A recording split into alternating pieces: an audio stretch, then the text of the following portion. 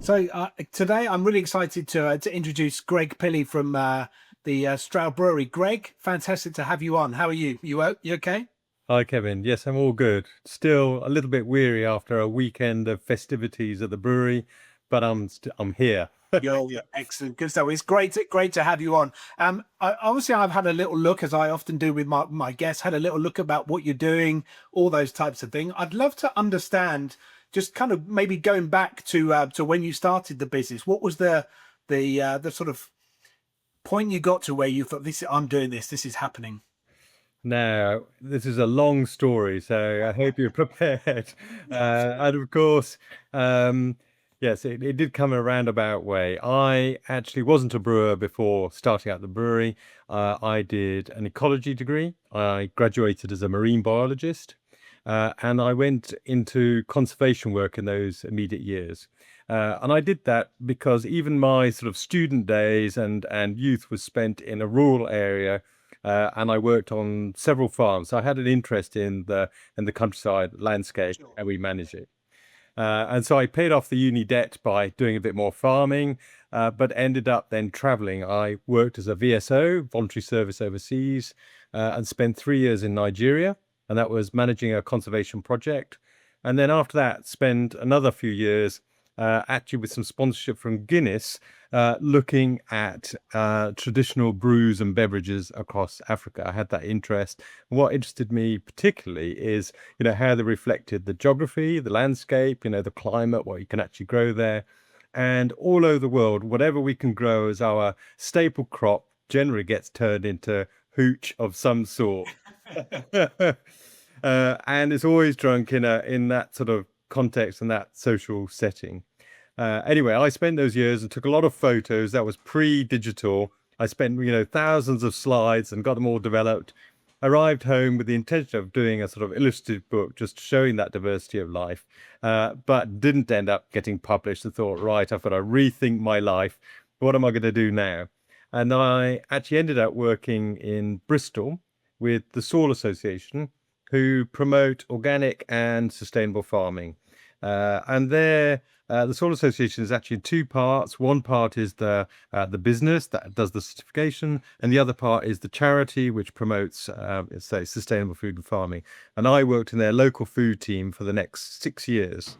Initially promoting things like veggie box schemes and food co-ops. And then I managed a project that was looking at a concept known as community supported agriculture. And that was looking at arrangements that were more than just transactional. It was more than just buying food off your local farm. It was having a bit more of a shared risk and reward. It was sort of different partnership arrangements. And it was really about helping farmers at that time, this is now 30 years ago, to transition from producing market commodity to actually producing food for local people. So it was about how they process, add value, setting up butcheries, growing, the veggie box schemes, opening farm shops, all these sort of things. And I actually arrived in Stroud because there was a group of people interested in supporting a local farm. It was a local dairy farm. The farm was struggling. And actually, they did end up burning out and decided to go and do something else. But this little community group thought, right, hey, we're going to set up a veggie scheme, a veggie box scheme. So that hit my buttons with my sort of previous history. And I ended up being a founding member of this community growing scheme. 2 years later, with a fellow beer enthusiast, weeding some carrots, talking about beer, we sort of said, wouldn't it be great if Stroud had its own brewery? And I was possessed from that moment on. That was my life's calling. And what I realized now, retrospectively, really, is that, I just moved to Stroud. I've just started a family. I'd been traveling all my life. I needed a context and a reason to be in this place. And by starting up the brewery, it meant I could make a product that people appreciated and that I knew sort of connected me with my immediate friends, but also gave me a reason to be in the town and a big project to satisfy my unrest. Yeah, it sounds a bit like kind of like all the stars aligned. Everything just came together, working towards that moment. Is that how it feels? Well, it certainly did in my head.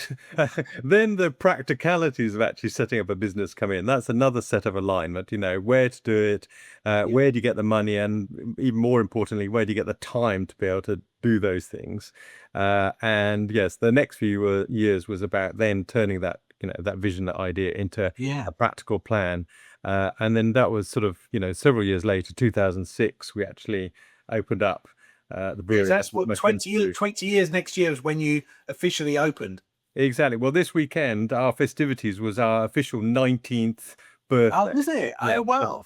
Yeah. It's, We did one last year that was our 18th, which we thought was an appropriate year to celebrate as a brewery. And then we thought we just got to keep doing that because it was such a good event. I think, I mean, when you get to Mm, that sort of age business, I think every year is a celebration. exactly. Excellent. So how long was it? So you made the decision to start doing it. You've discussed premises, you've planned things out, and at what point, if there was a point that where you realised that actually this is a thing now?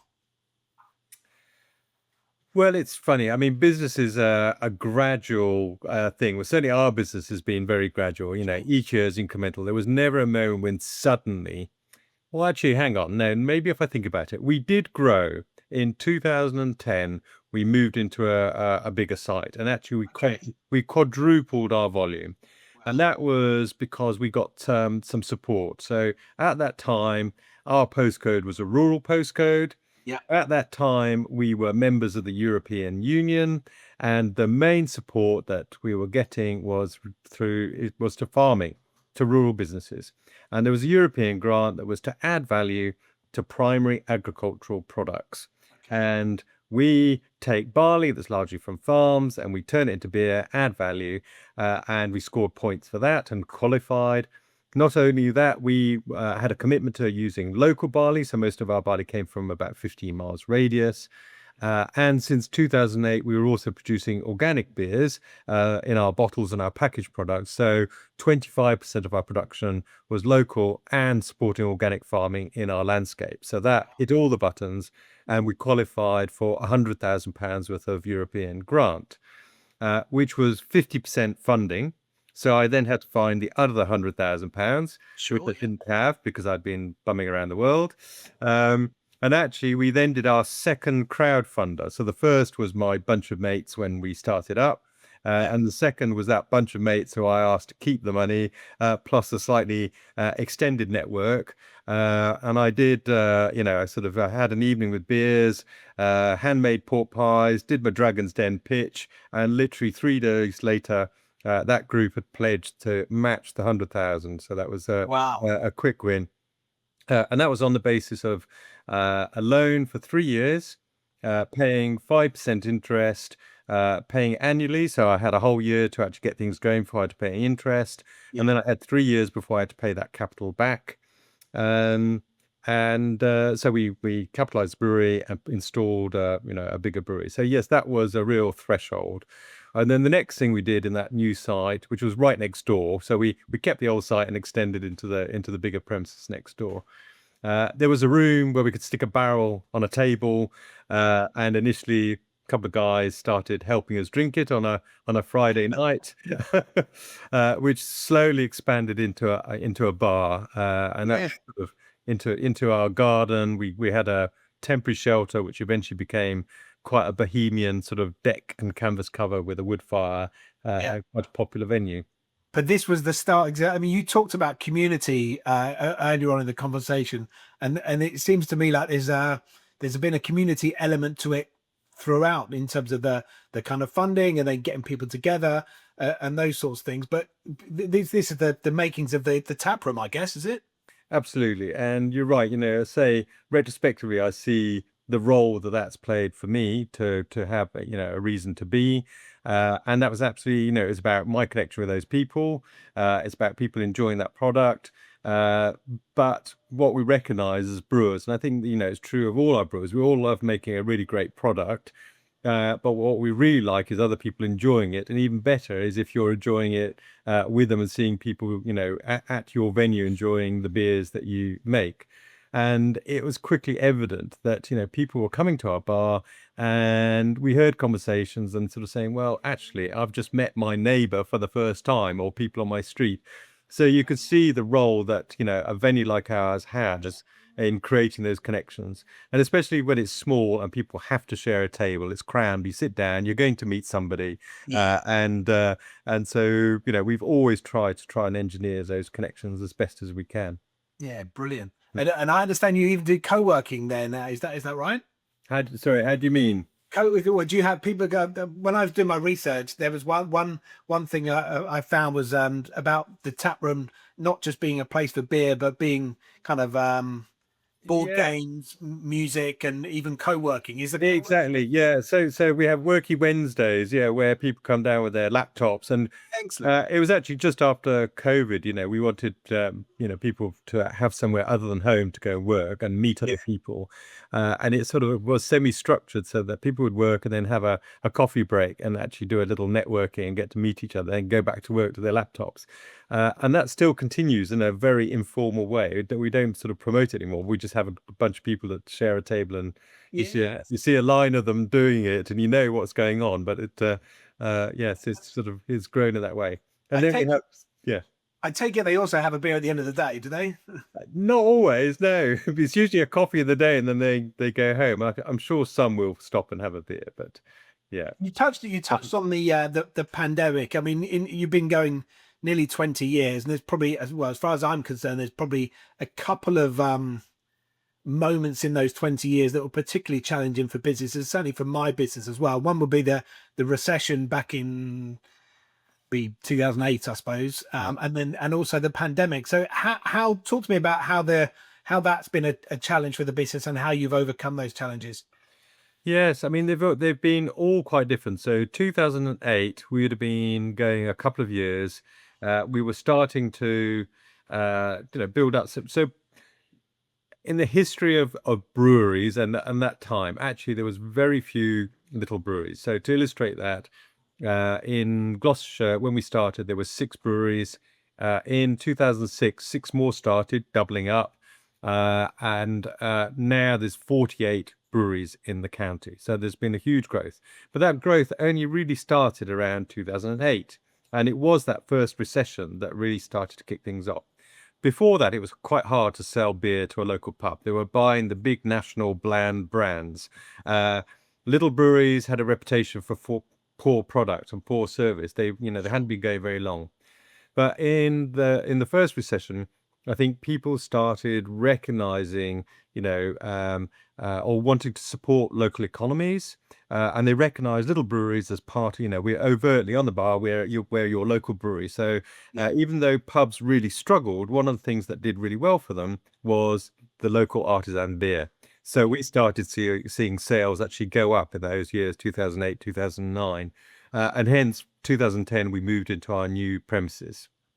And 3 years later, having completed our sort of European project and succeeding in our projections there, we as a group we got together and did a SWOT. Where are we going to go now? What's the next steps? And top of the list of threats was insecure tenancy. And I ignored that totally until one day the landlord said, well, actually, Greg, we could really do with our building back because our business was growing. And that was another threshold in the business. We had to find somewhere that was both a public place as a bar that would also support a growing manufacturing site with articulated lorries that delivered malt and bottles and cans and things like that. Stroud, again, like other towns, is under real pressure to build housing. All the sort of sites and industrial sites have been put over in local plan to housing. The sort of main industrial areas are right out of town. And really, as Stroud Brewery, there was a disconnect between us and our community. So we struggled. I looked for years to find an appropriate place. It just happened that the car park opposite the old brewery was a sort of derelict patch. I managed to track down the owner, and we came to an agreement that if I could get planning through, he would sell me the land. And I spent, a year trying to put that. This was the 11th hour. We had 6 months to go before we were going to be kicked out of our building. Well, I managed to get planning permission through with 3 months left. But then the next problem was finding the finance to then build a £1 million plus building. Again, I didn't have. So a few conversations later with our neighbours, actually one of our neighbours is into logistics, through logistics into warehousing and property. And through that, actually, felt they could help us. Plus, this land was contiguous to their own head office. So you quickly came to an agreement that they would purchase the land, build the building, and we would be their tenant, which was a very simple solution for us at the time. Wow. And it also meant with that as a partnership, our landlord at the time, with 3 months left, had enough confidence that we were going to go, and gave us an extension to the project. And in June of 2018, we started piling the foundations for our building, and we made our first brew in that building by December 2018. So that was 6 months later. We had a structure, it had a floor, it had utilities, and we'd moved our brewing kit and done a brew of beer ready for Christmas. That's incredible. It was an incredible project to be involved with, and I really thoroughly enjoyed that bit of it, especially as it meant we were, proactive and doing something. There was a direction. Yeah. The consequence was that we left a unit that we were paying £20,000 a year in rent. We crossed the car park as a little business and ended up starting to pay £100,000 a year rent. So we had some serious catching up to do, and we knew that was part of the journey, because it was future-proof. It was a bigger building. It was a bigger, overhead. We were lucky that the new building, although it's only 100 yards, down across the car park, is now facing a canal. It's much more public. People would see the venue. It was a bigger space. It had it has a main bar, an event space, so very flexible. And we've quickly filled it, and that made up quite a big, large part of our shortfall. So yes, we lost money in that next year. It was expected, and that was part of our financing, our crowdfunding at the time, which helped that transition to move to fit out the new place and to cover some of that cost. So yes, we did well in that year. That was sort of 2019, and went into 2020 feeling very confident indeed. We started, we'd done a bit of a rebrand. We started some new partnerships, and we'd begun distributing some of our beer, further afield and into Fuller's pubs. And beginning of March 2020, we just sent out 3 pallets to the Fuller's depot.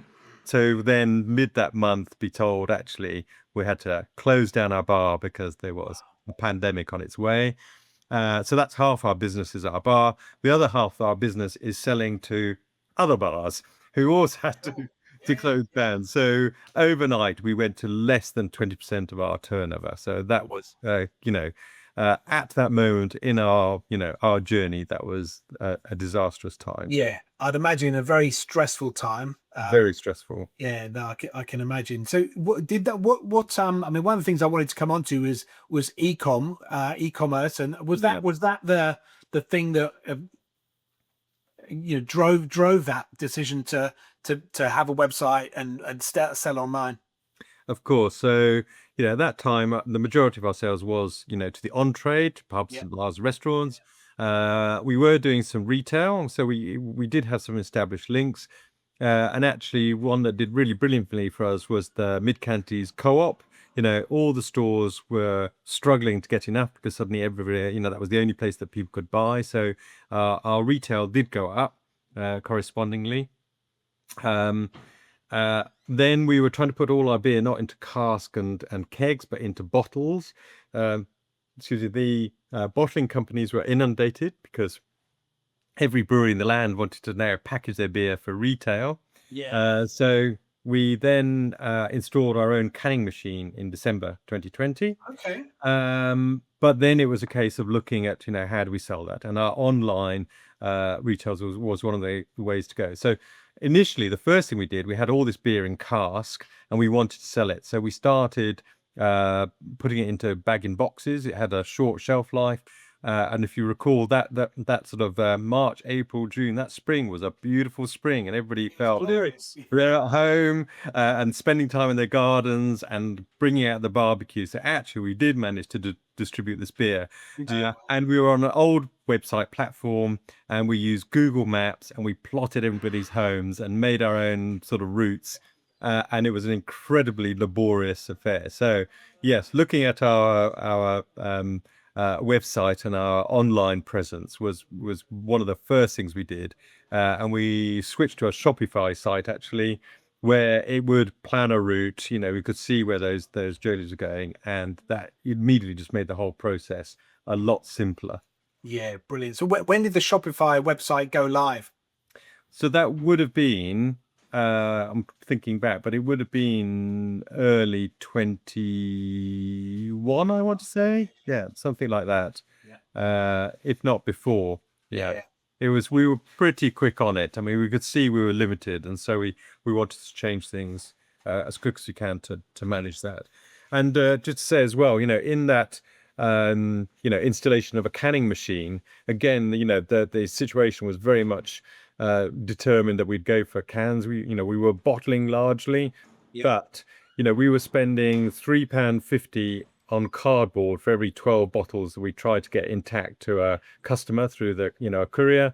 And then by going to cans, we were spending about 70p in cardboard to get those cans to the same customer. So less packaging, lighter weight, less damage, just totally suited that mail order environment. Yeah, absolutely. And I guess in terms of the sort of recycling, I mean, my understanding is the vast majority of aluminium cans get turned into more cans. I don't know how that compares with bottles, but I imagine that was absolutely. Yeah. Cans win hands down in terms of their sort of environmental footprint and reduced emissions. They're lighter, they're much easier to recycle, and as you say, about 70 to 80% of the aluminium content in a can is recycled content. Once aluminium's in the system, it's sort of almost infinitely recyclable, whereas glass, the energy to melt it down into glass is far higher. You've got to get very pure clear glass to turn it back into bottles, otherwise it gets turned into tarmac and home light installation and things like that. So cans definitely the way to go. There's still a little bit of stigma around them, but the sort of craft beer scene has helped that a lot. Actually people realize that you can have great beer in a can. Yeah, absolutely. You're a B Corp organization, I understand. How much of how does that play its part within the business? Yeah, again, it was as we were rebranding, as we realized we had to sort of export ourselves beyond Stroud, not just a locality market, but we needed to mean something to people beyond our immediate locality. And of course, sustainability and our impact on environment and people has been at the heart of what we do for a long time. I mentioned my background. I've been an ecologist. I've traveled. I have a global view, and those things have sort of naturally come into the business. It's not that we're trying to retrofit sustainability into it. So local sourcing, It started that way. It started that way, Yeah. But we didn't really know how well we were doing. We were doing lots of little bits here and there and everywhere. So we wanted a way that we could measure how well we were doing. And the other thing is, how do you communicate that concisely to a member of the public? And B Corp was actually introduced into the UK in, I think, 2015, but we happened across it in 2018 and went through the certification, which in the simplest terms is like a multi-choice questionnaire where the choices are good practice to best practice. And it takes a little bit of work to even get to good practice. And then you have to score a minimum of 80 points out of a possible 200, where the average in the UK is about 50. So, from the average of 50 to 80, there is a chunk of work you've got to do to just get there. And it's things like your policies, plus your practice to get to that point. But once you do get there, let's say that multi-choice type arrangement allows you to see where you can improve, what the next step is. So as well as being a certification, it also becomes like an improvement tool. It's a sort of internal management to just get better. Yeah, brilliant. Excellent. We talked earlier about ecom and the the impact the pandemic had, and I suppose to a certain extent the doors it opened for direct consumer activity. What would you say is your biggest challenge from a direct consumer point of view? Would it be acquisition of customers, converting them, or retaining them? I know we talked off air. You've done the subscribe and save fairly recently. Yeah. Yeah. What's the biggest challenge as far as you're concerned? I think it's the first two parts of that. It's acquiring them and then convert, or yeah, acquiring them, getting them onto our site, and then converting them into a customer. Once they are a customer, they're on our newsletter. They tend to be loyal customers. Yeah. And as a brand, as a proposition, we're fairly unique. There in the UK, there's in excess of 2,000 breweries. With that competition, the quality of beer is generally great. You can't continue for very long if you're not producing a great product. Yeah. So, there's a lot of great beer. So then what's the next, values that people are looking for? So locality is one. So we have a great local loyal customer base. A bit further afield, then it's our environmental, our community values, those other things that people connect with. Having said that, breweries and the industry are very quick to react and respond to consumer demands and interests. So all breweries across the UK are also, to some extent, talking about sustainability in their own way. So we become quite dilute within the mix. So that is our main challenge, that initial acquisition. How do we get people? If people search for beer, into Google, beer, usually by style, what IPA or, style of beer might I like, and that's the route. It's quite rare that somebody's going to go, where can I get organic beer? Now, if they do put in that search and they have that type, then their bad finders will be there on the front page, and then we'll get them. But it's just that initial search. So our demography, the people are looking for organic beer, is quite small. And that's not to say there's not a lot of people out there who do enjoy and would support our values. It's just that it's not been part of the decision making when it comes to beer. People feel that beer is quite a straightforward, simple product, made out of barley and natural things, and therefore it just hasn't been part of that value. So that is our real challenge. Do you think that's changing? It is changing, but it's also still a I can't think of the word, a tension between people's values and their life choices and their actual spend. A compromise happens in lots of different places. So I think people are really aware and want to support the right things, but don't always make that decision at the point of purchase. Yeah. And Yeah. potentially, particularly with beer. I mean, I think there's been a shift in terms of organic food over the last good few years. Yeah. But long way to continue.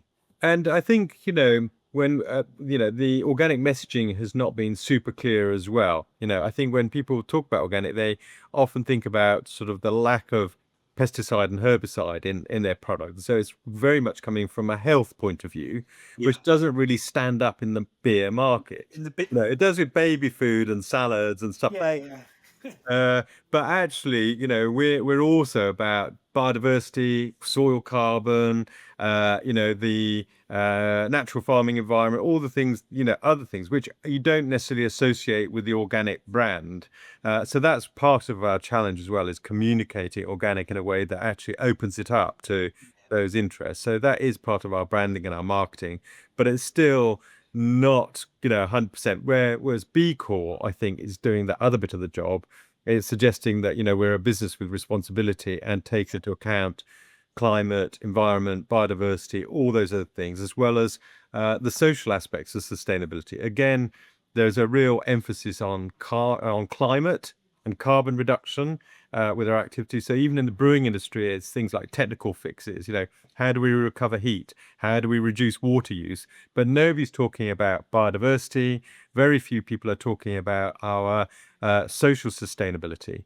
Again, the fundamental bottom line is that we need to make behavior changes. This is exactly what we're talking about. Actually, the biggest impact we can make, we're a bit disempowered politically, we're quite removed from those things. But the one thing that we can actually do is spend our money in the places that make a difference. Yeah. So that's that's where the role of business has a real potential to change our sustainable future, as long as businesses do the right thing and people then spend their money on those businesses that are visibly and sort of verifiably doing the right thing. So not just talking about it, but they're verified by an independent assessor like organic, like B Corp, or publishing a carbon footprint that is verified externally. Yeah. Look for those things and spend your money on those businesses. There's a lot of a spin and positioning and those sorts of things, rather than you saying like with B Corp, you've got the that kind of rubber stamp verification, if you like. Exactly. I mean, there's always room to do better, but at least you're on the ladder there somewhere. Yeah, but you're being measured and you're measuring yourselves, aren't you? I think that's the key. So what does the next 12 months look like for you, Greg? Is you've got next year's your 20th anniversary. I'd imagine there's going to be a big old shindig in June next year. What else have you got in store? Yeah, well, I mean, the main thing is do more of the same, but better. That's the sort of bottom line. We're trying to build our national partnerships, whether it's sort of bigger chain breweries, like Fuller's again. So we're back on supplying Fuller's pubs and a few others, and we'd love to see our offer in some of their pubs, working with wholesalers. So I think we just want to see organic as a cask beer available in pubs. And I think in that environment, faced with two great tasting beers in front of you, one says organic, one isn't, I'm hoping the consumer will go, well, actually, we can see that this one is having a positive effect and we'll see those sales grow. And then, again, online and retail, there is, plenty of work to do there. Our web sales always struggle. Like, as you mentioned, that it is a real challenge, getting people to arrive on our site. I think once they're there, with this, some simple things we can do to increase that. The other thing that maybe we're going to start considering, and it's a strategy that a lot of breweries in our position do, is looking at other venues, create our own custom. 15% of all the beer we make gets sold over our own bar. If we were to have another bar, maybe we'd sell a bit more to that bar, and there's sort of potential for that. But that's quite a big step. It's a bit of a dream, really, rather And than a big investment. a big investment. Based on historicals. And I suppose the first step is just making sure that we get it absolutely right where we are. And I think we are. I mean, this weekend went so brilliantly. We couldn't have done any better in terms of our operation. It went so well. We just could have done with slightly better weather on the day. That sunshine on the day would have made some difference. But otherwise, yeah. So great team of people. So it's getting to the point where we could think maybe there's something else we can do. Excellent. Brilliant. Final question for you, Greg. So if you were if looking back, sort of, doesn't matter when, but give me one thing that you'd have done differently, particularly when starting out. Well, it's tricky. I think, one of the things that we keep coming back to and discussing is the name and the brand of our business. We set up as Stroud Brewery, and that is very much a sort of locality brand. And we wonder, well, if we'd gone for Brewdog or Tiny Vet or something that wasn't of place, but of a market, and also, approach it from a marketing point of view. So, when you're creating a brand, very much about a target market, a very sort of, tip of the spear. What is your customer base? And we're going to really appeal to them. We didn't do that at all. We came from a locality. It was our community, which is mixed, trying to please all, and to an extent that is the beer market, because it goes from young to old, different incomes. We all drink beer to some extent, and locally that works. But on a national, broader stage, actually we could have been a bit more point of the spear. So I think having a clear market would have been a difference. But would I have done that differently? I don't think so. Yeah, but I also think that when you talked about the journey, and there's a lot of that harks back to the locality, and so there's an argument to say you may not have been as successful. You know, it's Yeah, and I think that's what we do have. We have that that history. The integrity of our brand. We've been true to our story and our values. Where as a sort of conceived brand might not have the same depth and connection to place. So I think that's what we're sort of we're hoping really is that as Stroud as a brand, beyond our immediate vicinity, actually is just another name. It could yeah, be sure, yeah. exactly. It's just Stroud, and Stroud is a name, and that's what we get recognised for. And increasingly, I think as a town, Stroud is getting on the map. We're not far from London. All sorts of interesting things originate here. I don't know if you've heard of Gifford Circus or Ecoticity or Extinction Rebellion, maybe. Yes, Or yeah, so many things have originated out of Stroud, including, which you might know, the lawnmower, which was invented here on this site and manufactured. So we are ground zero for lawnmowers, and our biggest brand is named after the inventor of the lawnmower, Edwin Budding. So yeah, look out for Budding Pale Ale. Yeah, ground zero for lawnmowers worldwide. Right. It sounds like you're doing your bit for Stroud, that's for sure. Yeah. Excellent. Greg, it's been wonderful having you on. Thank you so much for joining me. It's been a pleasure. It's always good to tell our story.